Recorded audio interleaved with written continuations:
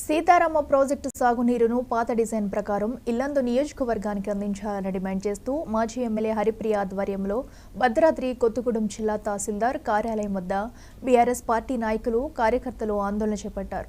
అనంతరం హరిప్రియ డిప్యూటీ తహసీల్దార్ ముత్తయ్యకు వినతి పత్రం అందించారు. ఈ కార్యక్రమంలో నియోజకవర్గంలోని మండలాల బీఆర్ఎస్ పార్టీ అధ్యక్షులు, రైతులు పాల్గొన్నారు. भारत राष्ट्र समिति केसीआर गारी नायकत्वं जय तेलंगाना सीताराम प्राजेक्ट ने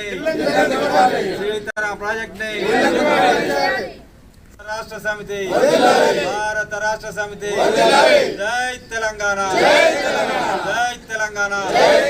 सीताराम प्राजेक्ट ने తొలి ముఖ్యమంత్రి వర్యులు శ్రీ కేసీఆర్ గారు ఖమ్మం జిల్లాలోని ప్రతి ఎకరాకి నీళ్లు అందించాలనేటటువంటి ఒక గొప్ప భగీరథ ప్రయత్నంతో ఆనాడు సీతారామ ప్రాజెక్ట్ని మొదలుపెట్టడం జరిగింది. సీతారామ ప్రాజెక్ట్ని మొదలుపెట్టిన తర్వాత ఇప్పుడేదో మేం చేశాము అన్న కాడికి కాంగ్రెస్ ప్రభుత్వము రేవంత్ రెడ్డి గారు ఇక్కడ పంప్ హౌజుల్ని ఓపెన్ చేసుకుంటూ మంత్రులు మరి నీరు రానటువంటి ప్రాంతాల పరిస్థితి ఏంటి అనేది ఈ రోజు వరకు మాట్లాడింది లేదు.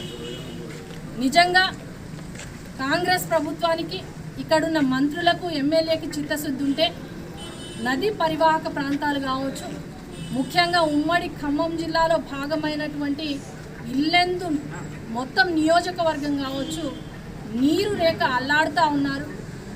ఇక్కడ ఓన్లీ బోర్ బావుల మీదనే ఆధారపడి రైతాంగం మొత్తం నివసిస్తూ ఉన్నారు.